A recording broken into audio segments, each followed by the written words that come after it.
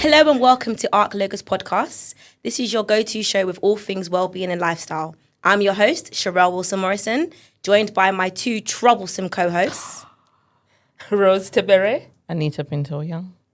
And as always, we thank you for tuning in and please ask you to like, share, comment and subscribe. Today, viewers, we are very special to have a guest who is an award-winning entrepreneur. He started his career on the pitch as a professional footballer, but due to injury, it changed his career trajectory. So, Michael, welcome. Thank you. Thank you for having a troublesome guest as well. You can join the troublesome trio.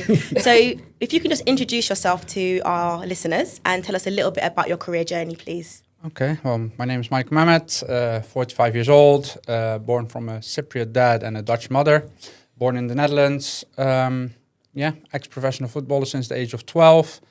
Due to a car accident, ended my professional football career, went into martial arts, did that for 13 years, got my master's degrees in psychology and sports science in the meantime.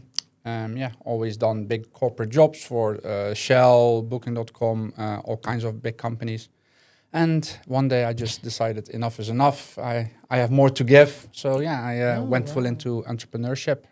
6 years ago I came to London and I've been here ever since. Michael in 2 minutes. Literally, that was like whiz. Wow. Well, I didn't know you wanted to full... It's not when you feel that's comfortable. fine. Don't let Anita start on you, yeah? No, I'm here to no. support and I'm help perfectly you. fine. Well, if you want more information, you need to ask No, me. Sherelle is going to probe. It's fine. Absolutely. So obviously I introduced you as an award-winning entrepreneur and obviously there's a lot to unpick and obviously we're going to ask you a range of questions. Yeah. Tell us a bit more about that award-winning entrepreneurship. Okay, so my business partner is already for 2 years did social media, helped underrepresented people and communities be more seen and more celebrated. It's Clockflower Solutions. I joined in and I started doing a lot of things behind the scenes, getting more clients, becoming also more corporate because I think there's a lot to be gained in corporate. Universities and all those kinds of things. So we started just working hard, putting our heads down, what she already was doing, but I just added some touches here and there. And it's not even the flavor. I think she brings the flavor. I just bring the more of a diehard kind of we're here to make an impact and let's actually make an impact. Sometimes when you're an entrepreneur, personal life and business life, it becomes very blurry. You find yourself at 10 o'clock at night going through emails and trying to create posts and reels and all that kind of stuff. And I think I brought a bit more structure to that and, how to close deals, her understanding her value in how good she actually is at what she does. Yeah. So I think I just, needed to a little bit come on, you've been doing this for a while, you're actually really good at what you do, so that's your value. But we were invited to an awards ceremony 3 weeks ago now, and as always, I mostly just say to her, I like her being in the spotlight and me being more behind the scenes, so I think we should celebrate women that do a lot. So she went and she received the award on behalf of Clockflower Solutions of Social Media Educator and Trainer of the Year in the whole of the UK. Wow. So, Amazing. Wow. Yeah. Amazing. Incredible. Absolutely amazing. So it was absolutely amazing. I'm very, very proud of her. And, I posted about it, but to me, it's about, the awards are great and celebrating your wins is something that you have to do. But for me, it's more about the impact and the behind the scenes comments we get from the people that we work with that do it for me. Thank you so much. So I know Sherelle fast forward to the award and Clock Tower Solution, but I cheekily want to go back a little bit of a prober, right? And to talk a little bit about the football career. I know you said that ended. You don't have to go into the gory details of it, because I know some of it might be a bit, interesting. But it's just thinking about sort of how did that happen for you and how did you navigate that and overcome that? I think if you really want to go back, I think as young people, when we go into puberty, we have a lot starts to come to us and we start to change, but we also start having our goals and our wants, but that's more of what we see in life, right? So we start wanting to get that as well. We want to be rich and we want to be famous. And if you then from an age of 12 go into a situation that you have something that a lot of young men my age want, it's easy to just like, in the Netherlands we say walk next to your shoes. You become too big for your shoes, right? But I think my environment really helped me to not do that. So I think what made me, the accident made me not succeed, but I succeeded because it wasn't because of me that I didn't make it. Like I made it. It just makes it extra hard that situation happened.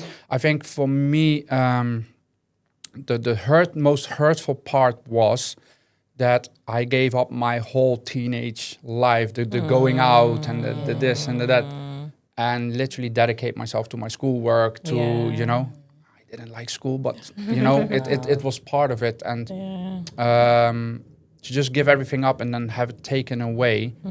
I think celebrating it, later on I started celebrating it more. I played the World Cup. I played the European Cup. Wow. I became top scorer in my league. I was like sought after by other clubs. You know, I traveled the world, met incredible people, and it shaped me as a young man. As in, you know, motivation comes and goes, right? But discipline stays. Like, and that's why I learned discipline is something you hate to do, but do it like you love it. So if you want to get fit, you need to run. Nobody likes running for a long amount of time, but you know it needs to be done. So just do it like you love it. And how I started creating the mindset later on to do things that are really hard, to just do them. And that's why I learned about confidence, just to go back into that. It's making promises to yourself. I hear a lot, I just hear a lot of people saying confidence is how you show up. It's not, it's a side effect. Confidence is how you show up for yourself every morning when you wake up, first and foremost. And that's what you present to the world, right? So these things were all made very clear to me at a young age. I went through some bad traumas afterwards, but that situation, the ending of the football career in that way, made me be able to deal with losses that were really big in my life more easily, because you can give it a place easier. Thank you so much for sharing that. Yeah, I was just wondering which was the last team you played for, and at what age that you had to unfortunately make that huge transition to something else. Yeah, so I was playing for Feyenoord, is the second largest team in the Netherlands, and I played for all the Dutch national teams and represented all the under 16s, under 17s until the under 20s. So the club wanted to give me a contract, a 5-year contract that would have been, you know, I would have not really needed to work again. So that it's a lot that comes to you. And other clubs were already interested from England. So Tottenham Hotspur were inquiring, but in that time, you know, your life is so different. And now there's social media and all these kinds of things. So there's a lot more that you can. Back then it was, you know, I have maybe 7 newspaper snippets left of my football career. You know what I mean? And they're like, I love showing them to others, but it also makes me feel really old. So, but it's just, you know, I did this once. When was this? I can't show you on YouTube, but here's a newspaper article of my name. But yeah, it's. Was it a young age that I was transitioning? Yeah, you go through your teenage years, of course. I think by that age, 18, 19, I think is the most confusing part of a young man's journey in life, because we think now officially we're adults. You're not an adult, you're allowed to vote, you know? But it's, if you want to be an adult, you need to take responsibility. And I think that is still the child. And I think women, they mature faster, they understand their responsibilities.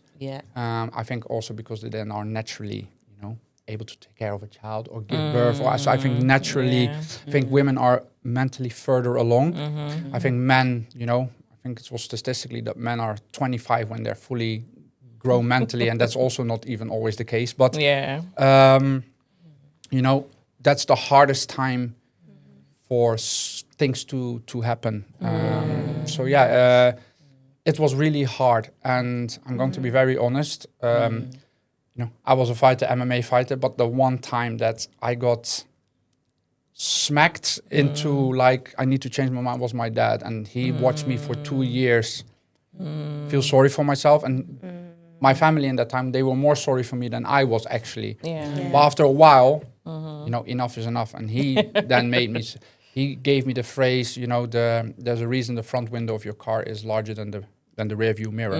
Wow. It's like you've had 21 years of your life, but you still have 70 whatever years to go. So start looking forward and start actually doing something with your life, because this is becoming embarrassing now. He literally said it to me, and I couldn't even, you can't feel sorry for yourself anymore. Your ego takes over and all that kind of stuff. When your dad says that, it's getting embarrassing. Yeah. So no, I said to myself, I need to start doing something else.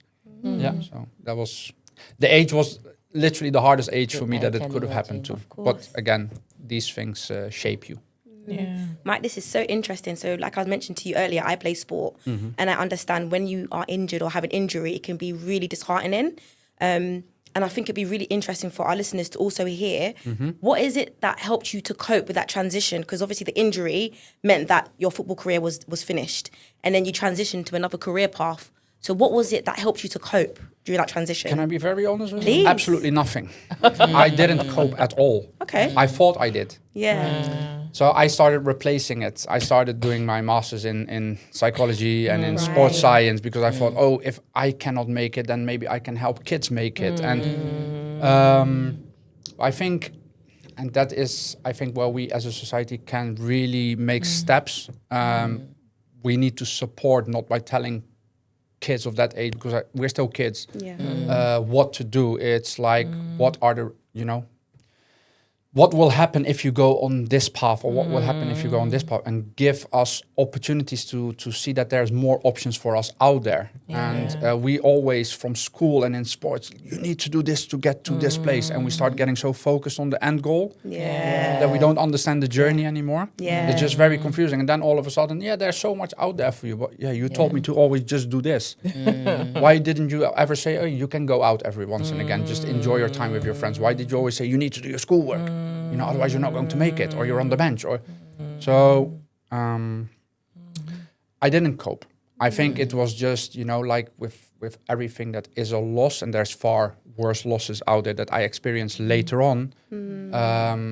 I think the coping mechanism is just, understanding that if one door closes, there's always going to be more doors opening. And that's the one thing young people don't understand. With all due respect, because we don't teach them enough that option is there. From school already, you need to work and you need to do this to pass your exam. Already from primary, you have the 11 plus, then you have the sets, and it's all testing. And you need to do that specific, because then you can go into a grammar school, or then you can go into a university. And if you look at all the brightest minds in the world and all the most successful people, they went on their gut instinct. They were creative. So I think it's just something as a society. Coping mechanism is something your surroundings need to make you feel comfortable enough to say, okay, this happened to me. What am I going to do now? Absolutely. I appreciate that. Thank you so much, Mike. Building coping. So from football to MMA fighting, why MMA fighting? Like, why? Back then I didn't understand. Now I do. But I went to a gym to get myself fit after 2 years again. And as I said to Chantal, it was literally just by random that it was a kickboxing gym, but also a normal gym. And I just happened to go there every day to get myself fit. And I was more... I cared more about my muscles than I cared about anything else at that age. And then one day a sparring partner of a fighter, he didn't show up, and they asked me, can you step in and help a little bit with holding pads and do some drills? And I was like, let me go beat all these people up. 6 months straight, I got beaten up every day. Black eyes, blue eyes, and my eyes were all the colors of the rainbow besides my own, just not my own color. And my dad was just laughing at me, and but I found out so much about myself. I kept going back every day. I didn't want to give up, not for myself, but didn't want to show weakness. Wow. And I already lost something, so I'm not going to lose this. And you know how these things go in young men's heads. And I just started doing it more, and I became better and better. Turned out I had a talent for it, but I didn't know it, because the reason I thought I needed to do that was to prove myself that I was capable of doing something, and that I was a tough guy, and I was fighting all the time outside. And then we would be in clubs, and like you know, when you go into clubs and you just know that some people are there just to cause trouble. Yeah. I was one of them. No, but literally, because if I didn't do that, I would start doing that to the people around me that actually wanted to support me. And is it embarrassing? Yes. Was it a vital learning experience for me? Absolutely, because I then later understood that that's not the way to go. But it took somebody to, I'm not going to swear, but he beat me up pretty good. And he was literally standing over me. He was in the most dominant position you can be as an other man towards a young man. He could have laughed. He could have abused his power in that moment. He could have shown alpha male behavior. And he said, Mike, you're just too angry. Like he literally knew. He said, Mike, you're too angry. You need to, whatever it is that you went through, you need to let it go, because it's holding you back. I broke down, started crying, not because I felt embarrassed. I fully understood in that moment, like what I was doing was the wrong way. I was reaching to become a man. I was reaching to become masculine. But the moment I understood masculinity was, he was calm, humble, and he used his masculinity to help me when he saw that I needed help. That's what changed the rest of my life. And since then, I've been in one fight in my whole life that wasn't in the octagon or in the ring. You know, I just smile at people. I walk off. It's different, of course, if you like people you care for or whatever. So I'm very protective of that. But you can punch me in the face and I'll just laugh at you, because I know what I'm capable of. And I think once men are always trying to be either tough or either try to be nice. It's not about being nice, it's about being real. And I think if you as a man make the rest of the world know what you're capable of, but if you choose to be soft and you choose to be humble and you treat everybody with respect because you choose that, that makes it powerful. It's not because you're weak or, you know, there's actually strength in being calm. There's strength in being humble. There's strength in being confident, and confident in the fact that you need to understand that you don't know everything yet and that you're open to learn.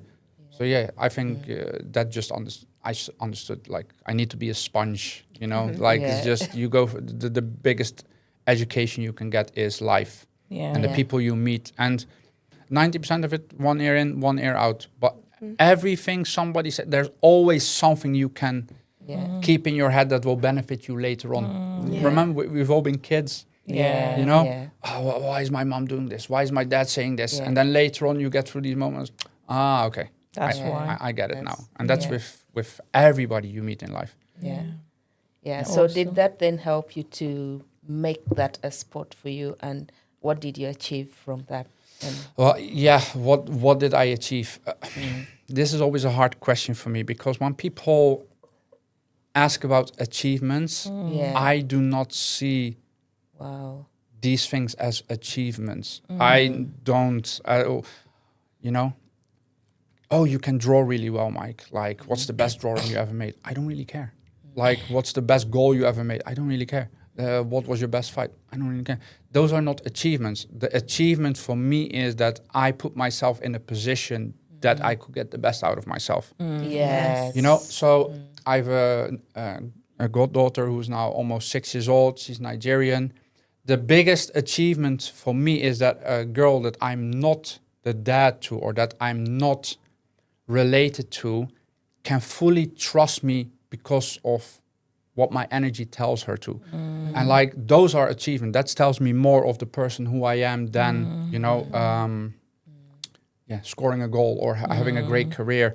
I think achievements are your legacy, and your legacy is not the cars you had, or I think your legacy is how you made people feel when they were in your presence. Yeah. Because we are all going to be pictures on the wall on one day, right? And then 3 generations after that, they will not know who we were. So make the most of the time that you're here now. So if the people, especially the next generation, if they remember me for being a calm presence in their life, and if I touch people in the right way, not because I'm a great person, but because I cared, that's all I care about. So I understand the question. I get asked that a lot, but I think physical things or those kinds of things are not achievements to me. They are just, the achievement was the mental aspect of why I did it. Oh, Awesome. Excellent. And using your terms of legacy and achievements, I'm mindful that you've set up the program, the Elevate and Advocate. Yes. And I just wanted to find out what inspired you, and can you also tell us a bit more about the program itself, please? Absolutely. I get that question asked all the time. I can imagine.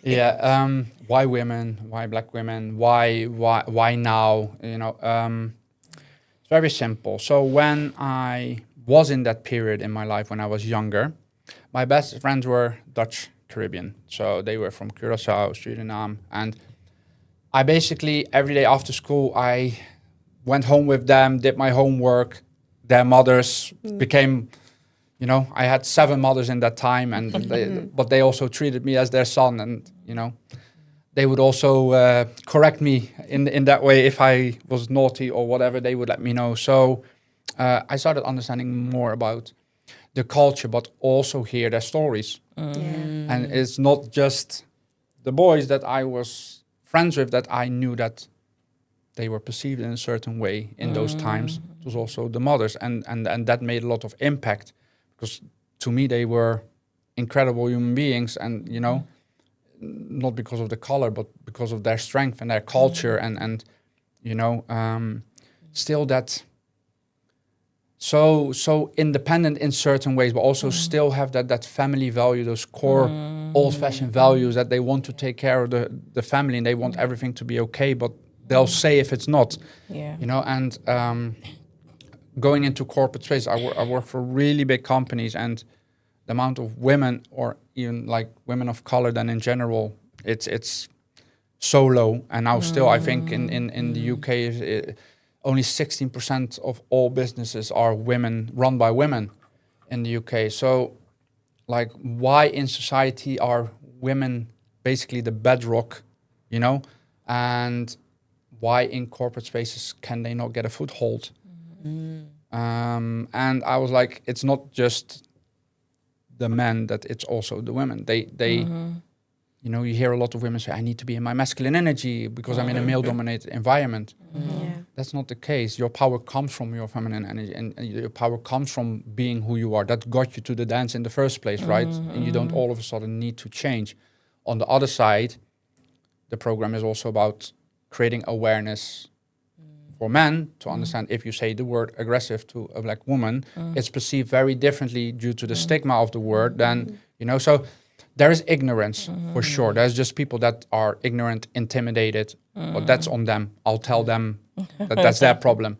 But what I want to do for women in the Elevate and Advocate is make them understand that you're not competing, even though if your parents told you need to work twice as hard as the white man to get where you want to be, it's still on you. And what happens when they work really hard through university to get where they want to be, either they become too loud because they want to be seen and heard, or they shrink because they're competing and they're not getting the same opportunities. And the only way you're going to get into a position of career progression is if you are the best version of yourself. You can't blame somebody for not choosing you if you're not being the best version of yourself. You can only blame yourself. So that's why the Elevate and Advocate, we teach women in corporate spaces about confidence and understanding your true value and why you are where you are.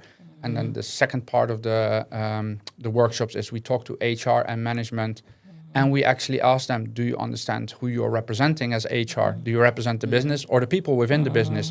Are you approachable? Do you speak with these women? Like, are there any programs in place to talk on a monthly basis of like how we are you know, evolving as a business to make sure that everybody feels that they have equal opportunities. And yeah, just to celebrate that. I hate, literally, I don't use that word, but I hate the words inclusion, diversity, like it's some kind of a magical word. Like just this room, we're all diverse, we're all included. Like it's just like it should be like that. Just the fact that we're always putting labels on everything, you know, I think that's what actually creates separation. You know, we're labeling us coming together as being diverse and included. Why? Who am I to say if you're going to be allowed to be included? Yes or no? That should be a no-brainer, regardless, right? So I think it's just creating awareness and educating people about things that are going on, but not in a way that we put one group against another. We do it very engaging. We do role plays. We let people talk to each other. So, and we do it in a space that people feel that they're able to speak. We don't put a manager next to an employee and then ask the employee, what do you think of your manager or how he treats you? You know, like that's what a lot of these people do, you know, and then they're, I'm not going to lose my job. You know? No, but that's, so we just created, something that we want everybody to feel heard and seen, but most of all celebrated. And I'm not trying to end racism because that's far deeper rooted, right? But I think what we can do is create environment by environment by environment where everybody that goes to work or to university or whatever environment that they're in, that they feel that they have equal opportunities to get the best out of themselves. Yeah. So, yeah. And I think there's something about allyship and accountability, isn't it? And I mean, I like the word diversity and inclusion, but I get what you mean about how sometimes words are used as labels and sometimes even weaponized, because there are times when organizations use those words really loosely, but then when you look at the reality of what's on the ground, it's not inclusive at all. And in my own work with, in terms of coaching women of color, I think I was saying to somebody the other day, like about maybe 9 out of 10 of the clients I've seen are women, and most of them, one of the number one goals is about being confident. And I suppose it's a question of, how do you build confidence in women from global majorities, Black women? I mean, how would you help people with that? Well, I think that's also a question that I would ask you three, of course, but if it's, I would just say, like, look where you are now, look what you've achieved. You're like, a lot of you have families, you have husbands, you have kids, like it's so incredible what it is that you do on a day-to-day basis. Like, why all of a sudden would you shut 90% of yourself down? You know, the term imposter syndrome and the term code switching. And I didn't mean with the diversity and inclusion that I hate what it stands for. I just hate the fact that it gets labeled all the time. And, confidence, again, is the showing up, is not the confidence. I don't really care, and neither should nobody, how other people view you. If you're the true, authentic version of yourself, it's you leave the choice to them. The ball is in their court, right? If they want to give you an opportunity, yes or no. But I think confidence comes from the fact that you make yourself little promises day in, day out, and keep them. Don't say to yourself, I'm going to go to the gym 4 times a week and then go 3 times. Just say to yourself, when you start off, I'm going to go to the gym as often as I can. And then every time you go, it's an accomplishment. It's a win. And then you build up. I think for women, especially Black women, the word strong, you hear all the time the term strong Black women. But what does that even mean? I think 9% of the people don't understand what does it mean. And I think a lot of Black women actually get tired of being called strong Black women. Because, yes, we are strong because we are taking care of so many things around us, but who's taking care of us? But what does it mean to be strong? Sometimes we don't want to be strong. Sometimes we want other people to be strong for us as well. And again, I think it's just, I don't need to teach confidence. Confidence is, again, a label. I think I just remind people of who they are, and that they actually just are able to believe in themselves, and that the rest of the world will fit around it. You know, the most important word that I can teach a person is to say no. No is the most powerful word in the dictionary. Yeah. Because when we are in a position that we don't feel appreciated, valued, or whatever, we tend to say yes because you want to grab everything, or we lower our boundaries, or the most powerful words to create confidence in yourself is to be able to say no. Yeah. Good. Yeah.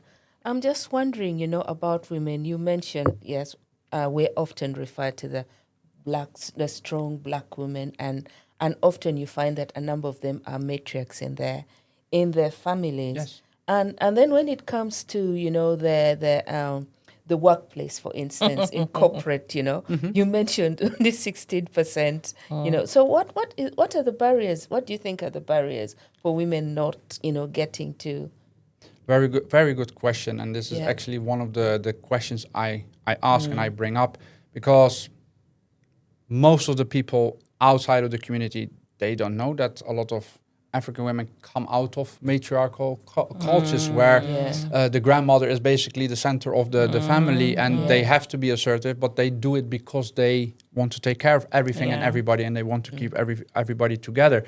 Caribbean women are a bit more expressive in their faces and with their hand gestures, but my dad's from Cypriot. He talks more with his hands than with his words. So it's you know, I think it's just creating an awareness and an understanding, like we need to celebrate who they are, but we shouldn't judge them for who they are. Yeah. Like if they're in the workplace, judge them for the work that they are doing. Yep. But I had one lady I had a session with, and she said to me, I was going up through the ranks, and then I was all of a sudden able to host a board meeting. And then she did the board meeting, and her manager came to her afterwards, and he said to her, can you be a little bit less expressional with your hands?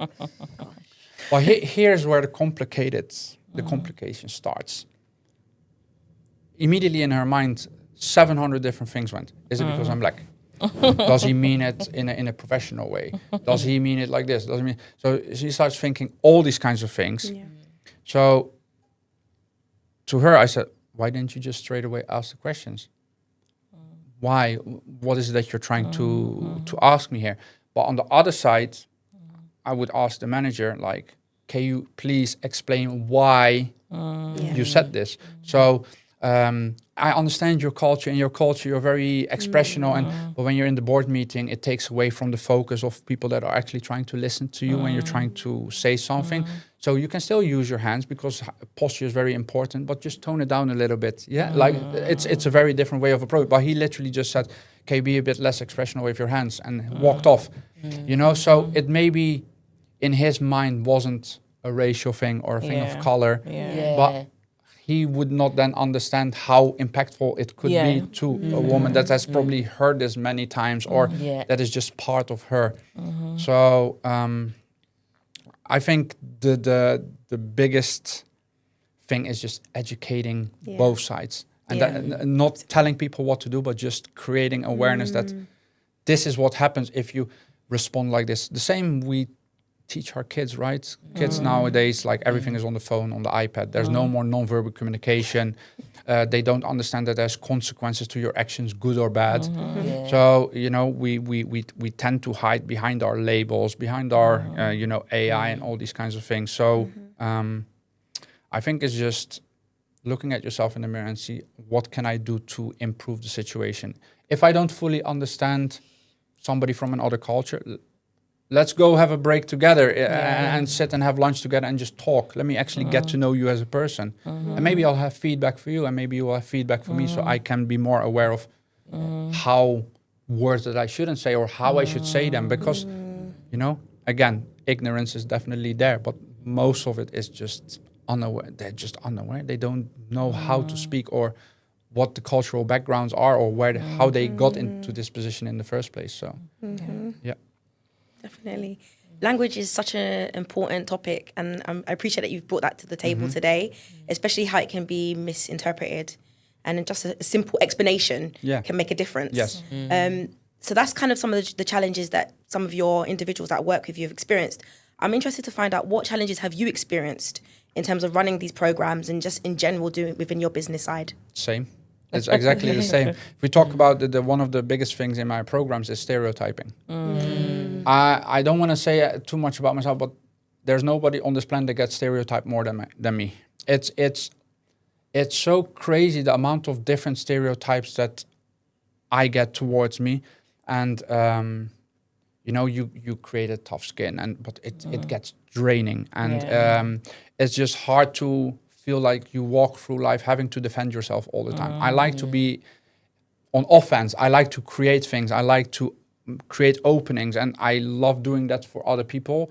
It's not that I'm doing this workshop because I want to tell about the problems that are, I want to open doors that maybe Black women can't, so that they can walk through these doors with me, and I'll say, there you go, now you can educate people. For me is that it's already hard for me to, it's getting easier, but it's hard for me to get these opportunities, because when I reach out, social media or whatever, the first few questions are always like, what do you want? What are you after? And I'm like, just hear me out. Like I'm reaching out. Let me first try to explain why I'm reaching out before you already think, oh, is he trying to do this? Is he trying to do that? And,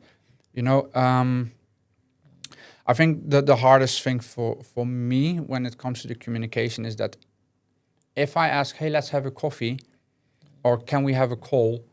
They were like, yeah, no, send me an email, and then we can have 7 more texts. And then, if you want to tell me something really important about what it is that you do, or about the podcast, or you want to really inform me about something, I'm going to give you an opportunity to say, okay, you know what, let's have a call, or let's have a coffee, and tell me what it is that you want from me, or tell me more about yourself. You can't get that. There's no emotion in an email. There's no non-verbal communication in a text, so it's very hard in this digital age nowadays to get your point across, which also, again, and we spoke about this earlier, it's understandable. A lot of people want to protect themselves, and I get it. But there are still just people out there that are genuine, and it's still the majority that are genuine. It's just, I understand it, but it makes it hard to just be upfront and forward. I don't want to beat around the bush and tell people what they want to hear and all that kind of thing, just to get myself in a position that I want to say what I want to say. I'd rather just say it straight away, and then the other person knows they can say yes or no. But at least give me an opportunity to say what I have to say. Thank you. That's definitely the hardest part with the communication these days. Yeah. Thanks, Michael. I want to go back to the whole issue of confidence and Black women. Because I consider myself a confident person, and sometimes I get a sense in some spaces that means that I'm too much, or I get into spaces where it feels like there's a sense of, oh, you need to be taken down a notch. And I guess the question is, have you seen that? What do you think that's about? That's the thing I see the most. Yeah. And it's also weird because it's something that is completely associated to Black women. That the too much or the too aggressive, or it's always Black women. You never hear people say that about white women. White women are too independent, or they're too this. But it's always Black women are too assertive or too much. And I can only think that that is just intimidating to others. But if we talk about confidence, I think confidence is something that it's not just always the other person's fault. If you notice that you find yourself in these situations, it's also for you to adapt, right? And to say, okay, if somebody tells me every time, Mike, your voice is too loud, instead of saying, oh, everybody thinks my voice is too loud, maybe I can also think to myself, maybe I need to lower my voice a little bit until I'm in a position to make my voice a bit louder. And I think it's a hard question to answer directly, because there's so many layers to it and there's so many factors to it. I think if you feel that you are confident, then you should also be confident enough to say to yourself, okay, let me assess the situation. Why are they thinking I'm too much or too assertive? Is it maybe because I am, or because I'm trying too much? Or is it just that these people don't understand, who I am? Because it's also crazy. It's like a CV, right? We can make up a CV and create through ChatGPT these days, like a whole different person. Yeah. And then when you're in the room, all of a sudden you just see them slide the CV to the side and say, okay, let's talk. you. And then people don't understand how to communicate or to talk about themselves. And I think most of it is not about you being too much, is about other people just don't understand who they have in the room or who you are. And let me ask you the question back. The code switching is a lot of what we hear these days, right? I am a different person in the office than I am at home. What happens a lot is they actually change who they are.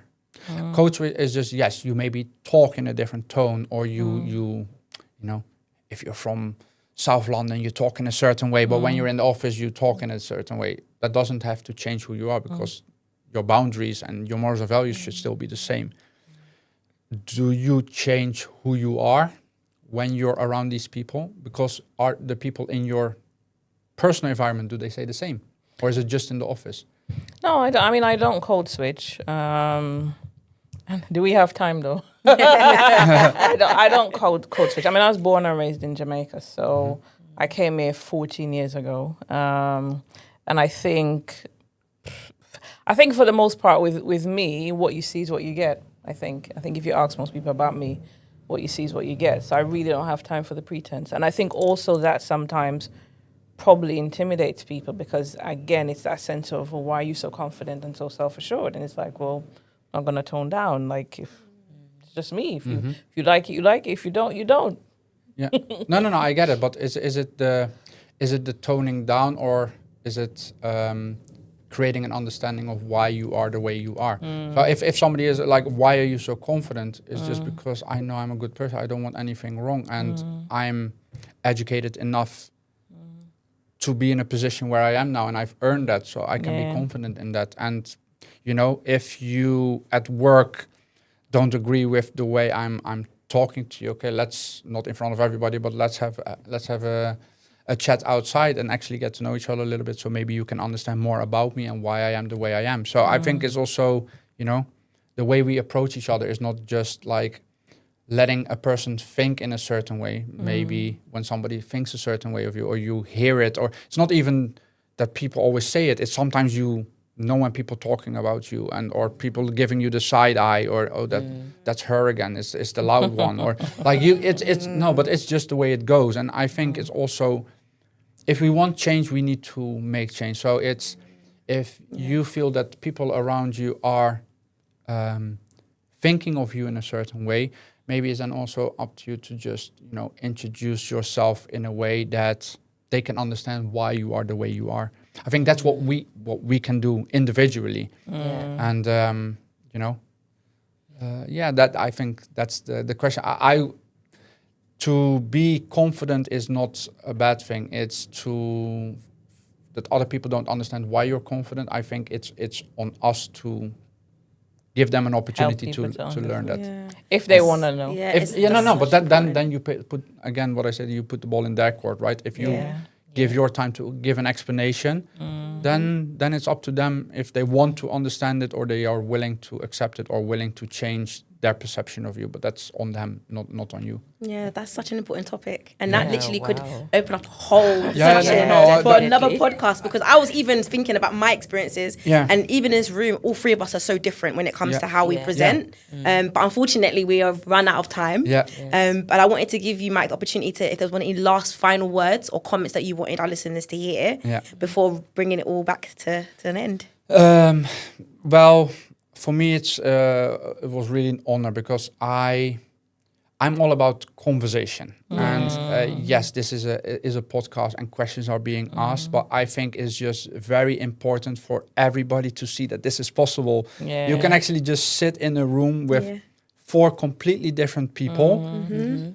even like you said, you have different experiences Yes. in certain way, and I have again very similar experiences, all three of you, but also very different again. And I think it's just beautiful that other people can just see that we can be an example of. You just put 4 people together that I don't know you guys, you guys don't know me, but we end up having a really nice conversation, and it's just the authenticity of it. It's not staged, or I didn't come prepared, and like it's not.